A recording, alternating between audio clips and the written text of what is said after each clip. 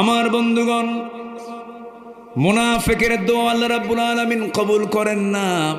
মুনাফিককে আল্লাহ রাব্বুল আলামিন কখনো ক্ষমা করতে পারবেন না। কাফেরের জাহান্নাম যত মারাত্মক হবে, মুনাফিকের জাহান্নাম তার চাইতে বেশি বড় মারাত্মক হয়ে যাবে। মুনাফিককে আল্লাহ রাব্বুল আলামিন জাহান্নামের তলদেশে রেখে দিবেন। মুনাফিক ইসলামের জন্য সবচেয়ে বড় ক্ষতিকর।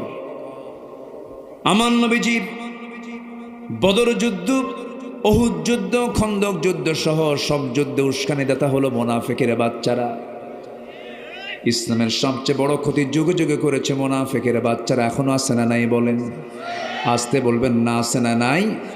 আচ্ছা, মুনাফিকি চাল চালা যাবে না। মুনাফিকি করলে পরে তার জন্য জান্নাত হারাম হয়ে যাবে। তার নামাজ কবুল হবে না, কোনো ইবাদত কবুল হবে না। আমার নবী